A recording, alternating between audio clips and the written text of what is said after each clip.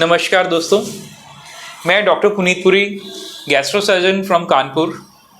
आज आपके साथ डिस्कस करने आया हूँ कि बेरियाट्रिक सर्जरी से पहले पेशेंट की क्या क्या प्रेपरेशन करनी पड़ती है। देखिए, मैं गैस्ट्रो सर्जन हूँ, बहुत सारे ऑपरेशंस करता हूँ।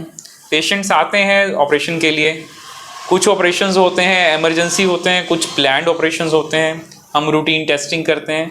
लेकिन बेरियाट्रिक सर्जरी से पहले ये एक अलग तरह का प्रोग्राम है बेसिकली, जिसके अंदर मेरा किया हुआ काम तभी सक्सेसफुल हो सकता है जब पेशेंट की तरफ से भी फुल कोऑपरेशन हो।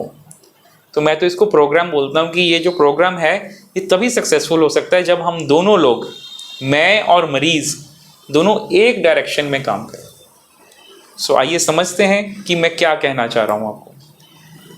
पहली बात, पेशेंट को ये समझ में आना ज़रूरी है कि वो एक कैंडिडेट है सर्जरी के लिए। जिस पेशेंट का BMI 32.5 से ऊपर है और उसको कई सारी बीमारियां हैं, जिस पेशेंट का BMI 32.5 से ऊपर है और उसको साथ में diabetes, blood pressure, heart disease, sleep apnoea ये एसोसिएटेड हैं, they are the candidates for bariatric surgery. Second, patients with BMI more than 35, they are all candidate for bariatric surgery।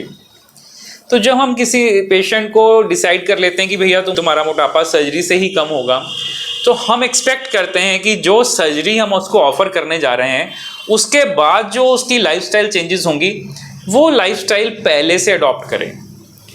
अगर वो ऐसा अडॉप्ट करके हमें दिखाता है, only then we will be assured, हमें पूरा कॉन्फिडेंस होगा कि हमारा मरीज ऑपरेशन के बाद भी हमारी सारी हिदायतों को फॉलो करेगा। मान के चलिए स्लीव गैस्ट्रेक्टमी की बात करते हैं, जिसमें हम स्टमक का आकार छोटा कर देते हैं स्टेपलर की मदद से। अब पहले जो पेशेंट 3-4 रोटी खा लेता था, साथ में खूब सारा पानी भी, लिक्विड भी ले लेता था, अब ये काम ऑपरेशन के बाद संभव नहीं है। क्यों? क्योंकि तरबूज के साइज का स्टमक कम होकर केले के साइज का हो गया है।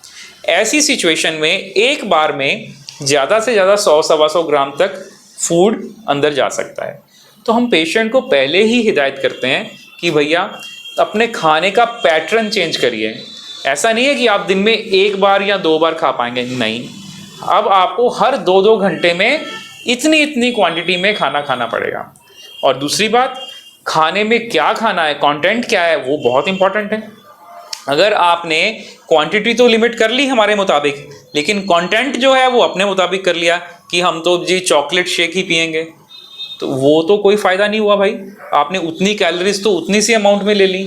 सो we have to follow a strict diet plan, जिसके अंदर प्रोटीन रिच डाइट बोली जाती है, फैट और कार्बोहाइड्रेट कंपोनेंट्स जो हैं बिल्कुल ज़ीरो कर दिए जाते हैं, और क्वांटिटी जो है वो 100 से 125 ग्राम हर 2-2 घंटे के बाद पेशेंट को लेना है। ऐसा करने से पेशेंट अगर 2 से 3 सप्ताह तक इस डाइट को फॉलो करता है तो आप विश्वास मानिए कि 2-3 किलो वजन तो ऐसे ही कम हो जाता है, जो कि बहुत अच्छा साइन है। हम ये नॉर्मली चेक करते हैं कि हमारे मरीज क्या इस चीज़ को फॉलो कर रहे हैं। जो पेशेंट सर्जरी से पहले ही अपना 2 से 3 किलो वजन कम कर लेते हैं, they are the very good candidates, जो कि सर्जरी के बाद भी हमारी इंस्ट्रक्शंस को फॉलो करेंगे और long term persistent weight loss हो पाएगा।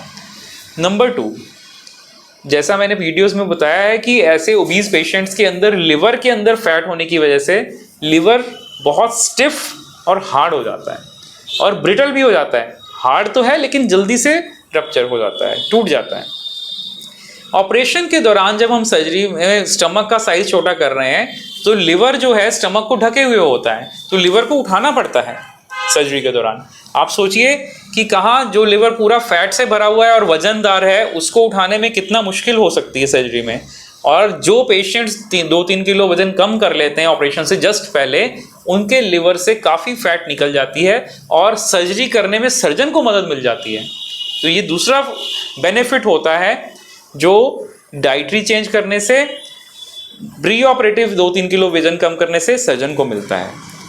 थर्ड, अब आती है बात टेस्टिंग की। तो आम सर्जरी जब हम करवाते हैं तो हम ब्लड टेस्ट करवाते हैं, बेरियाट्रिक सर्जरी में भी वैसा ही होता है। बहुत सारे ब्लड टेस्ट होते हैं जिसके अंदर CBC, LFT, PTINR, creatinine, sodium, potassium और स्क्रीनिंग, ये सब तो होता ही होता है। साथ में थायराइड का टेस्ट ज़रूर किया जाता है कि कहीं पेशेंट को थायराइड की वजह से मोटापा तो नहीं है। और मोटापे के साथ तमाम और बीमारियां एसोसिएटेड हैं, तो हमें हर सिस्टम वाइज कुछ कुछ टेस्ट करवाने पड़ते हैं। For example, liver function test कराना ज़रूरी है। सेकंड, हार्ट के ऊपर इफेक्ट है, ब्लड प्रेशर है। बहुत सारे मोटापे वाले मरीज जो को अंडरलाइंग हार्ट डिजीज होती है, जैसे कि ECG कराना, इकोकार्डियोग्राफी कराना, ये रूटीन टेस्ट हैं। कुछ कुछ पेशेंट्स में एंजियोग्राफी तक भी पहले करवानी पड़ती है ताकि ये डाउट क्लियर हो जाए कि अंडरलाइंग हार्ट डिजीज तो नहीं है। उसी तरह से चेस्ट का इवेल्युएशन करना पड़ता है in the form of chest x-ray. कभी कभी पेशेंट को पल्मोनरी फंक्शन टेस्ट एडवाइस करते हैं। देन एंडोस्कोपी, अपर GI एंडोस्कोपी करवाना है कि कहीं स्टमक के अंदर कोई लीजन्स तो नहीं है before we embark upon surgery. Abdominal ultrasound, ये बहुत ही छोटी सी इन्वेस्टिगेशन है लेकिन बहुत महत्वपूर्ण इन्वेस्टिगेशन है, जो कि फैटी लिवर के साथ साथ एसोसिएटेड और प्रॉब्लम्स को भी ढूंढ लेती है, जैसे गॉलब्लैडर स्टोन। बहुत सारे मोटापे वाले पेशेंट्स को गॉलब्लैडर स्टोन साथ में ही होता है, तो उसको हम साथ में ही ऑपरेट कर देते हैं। तो ये तमाम प्रेपरेशंस की ज़रूरत होती है पेशेंट को। अगर किसी का किडनी में इश्यूज है, डायबिटीज़ अनकंट्रोल्ड है, तो उनको पहले ठीक करना पड़ता है। सो ये सारी प्री ऑपरेटिव प्रेपरेशन जब हो जाती है तभी हम पेशेंट को सर्जरी के लिए ओके बोलते हैं। Thank you very much for patiently listening to me.